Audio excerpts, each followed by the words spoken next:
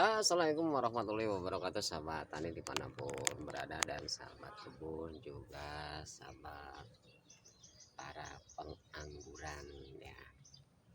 Dalam kesempatan ini saya akan berbagi pengalaman ya. Oke, karena ini ada komentar dari teman dan sahabat saya, nanam anggur, dia nanam anggur, saya nanam anggur.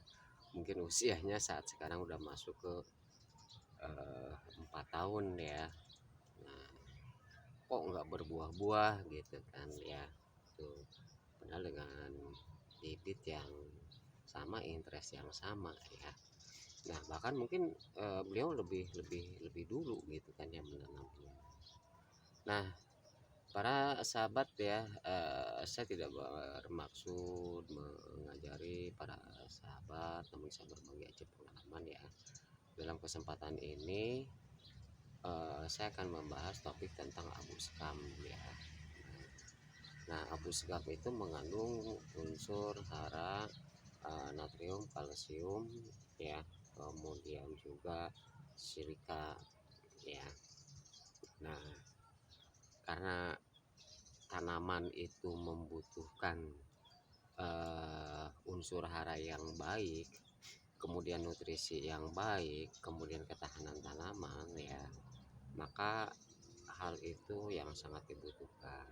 Nah, di sini tanaman anggur ini udah bertahun-tahun ya, saya pernah bikin konten ya, mengganti media tanam. Tapi ini khususnya yang tanaman yang ditanam di tanah ya, bukan di media pot. Nah, seperti yang terlihat ya para sahabat nih, ini abu sekam ya. Nah, saya pernah mengganti kira-kira diameter 50 cm, jari-jari 25 ya, digali di pinggiran akarnya keliling, kemudian dikasih abu sekam ya. Jadi ternyata setelah diganti abu sekam ini, tanaman anggurnya berkembang pesat para sahabat ya ini ya. Bahkan setelah itu saya naikkan lagi nih pakai bekas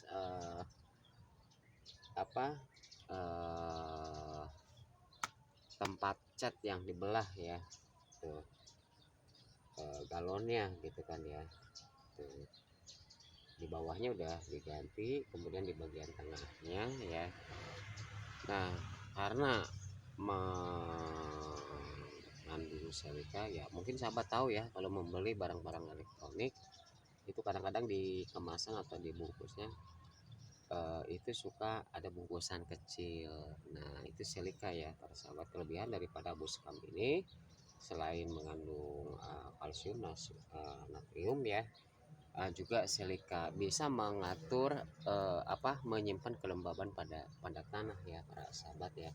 Juga bisa membuat ketahanan pada batang ya. Jadi para sahabat tani ya, baik tanaman apapun, sayuran apa ya, saya jujur di sini karena saya menanam itu berbagai varian ya.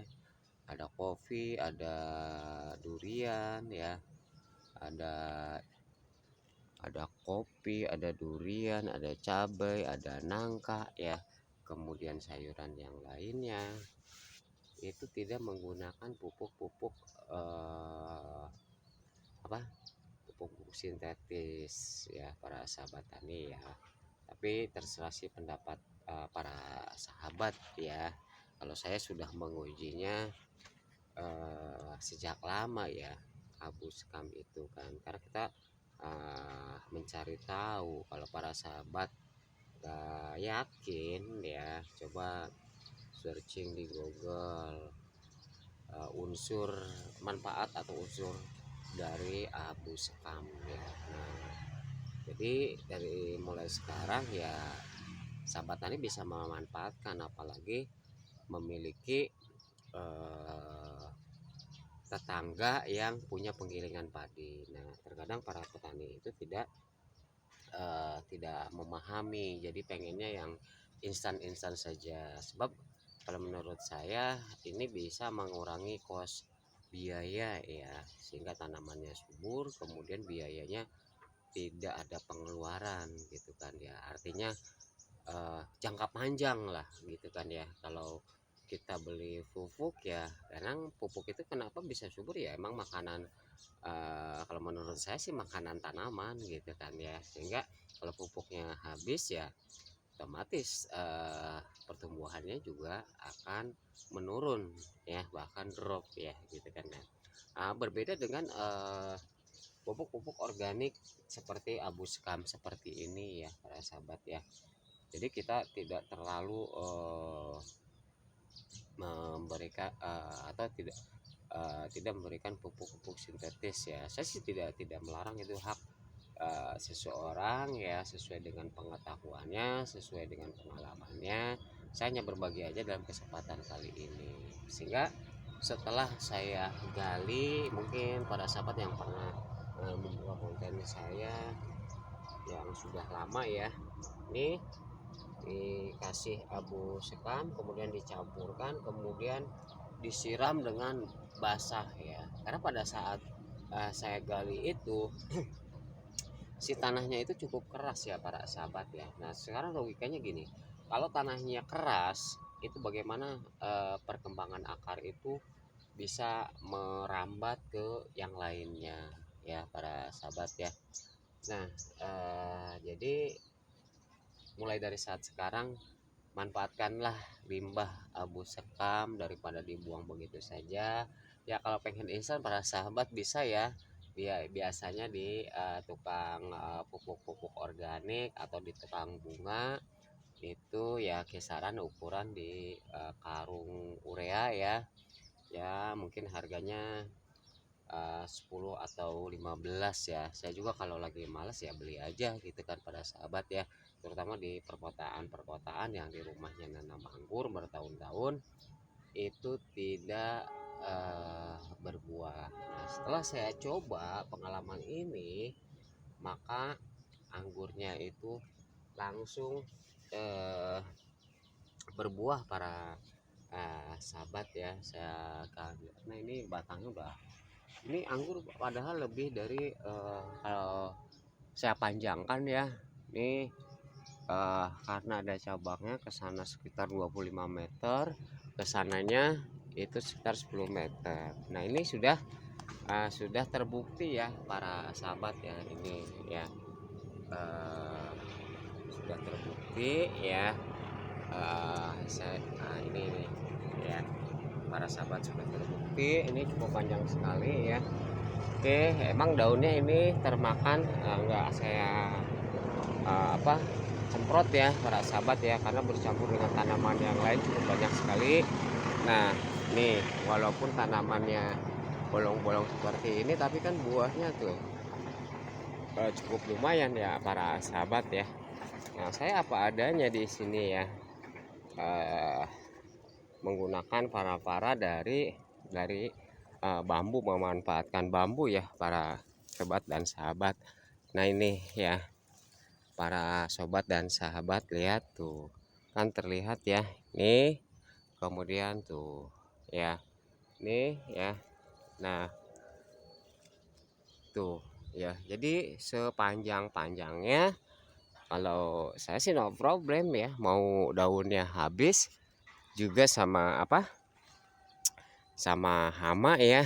Tuh ya, anggap aja kita pruning ya para sahabat ya. Tuh lihat, bahkan di daun yang rangsak juga tuh tersembunyi ya para sahabat ya. Nah ini mudah-mudahan ya untuk para sahabat ya, ini yang menanam anggur bertahun-tahun tidak berbuah ya, caranya seperti tadi ya, ganti manfaatkan cari abu sekam di toko di warung penjual penjajak tanaman, biasanya tanaman hias ya para sobat ya. Itu banyak, atau dekat dengan apa, penggilingan padi mungkin gratis ya, manfaat, kemudian dibakar ya.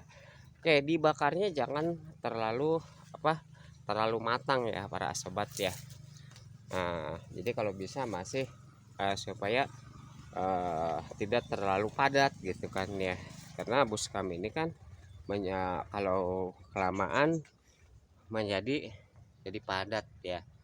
Jadi saya berharap ya mudah-mudahan video ini bermanfaat untuk para sahabat, sehingga tidak memikirkan gimana ya kita nanam anggur sudah lama-lama kok tidak mau berbuah ya, sudah di pruning, sudah digundulin ya. Nah ini sebenarnya saya nggak pruning ya, pruning hanya eh, pada saat tadinya dilingkarkan gitu kan ya.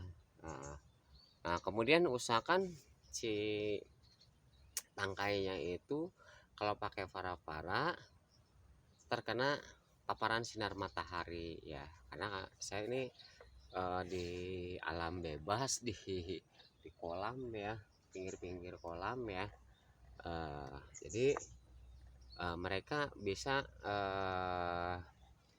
daunnya itu berfotosintesis ya, untuk menyerap daripada nutrisi sinar matahari untuk memproses ke batang, kemudian ke akar, dan kembali lagi ke buah ya para sahabat ya. Apabila video ini bermanfaat, silakan yang sudah bergabung dan masih belajar ya, saya juga sama-sama belajar ya. Karena ilmu itu kita temukan dengan ketekunan, dengan sendirinya ya. Walaupun para sahabat banyak ya di YouTube itu aneka ragam eh, konten ya. Makanya di video saya ini saya flur saja, tidak ada edit-editan ya. Artinya apa? Kita natural ya, sehingga para sahabat atau orang lain itu benar-benar murni. Saya tidak merekayasa, saya tidak membohongi, dan emang ya kita buktikan gitu kan ya. Dan mudah-mudahan video ini bermanfaat ya para sahabat ya. Bagi yang baru menemukan channel Mister OS, silahkan subscribe dan nyalakan tombol notifikasinya, loncengnya, sehingga ketika saya mengupload video para sahabat sudah terkoneksi ya. Mungkin itu saja dalam kesempatan kali ini. Terima kasih. Assalamualaikum warahmatullahi wabarakatuh. Salam super luar biasa untuk sahabat tani dan kebun senusantara.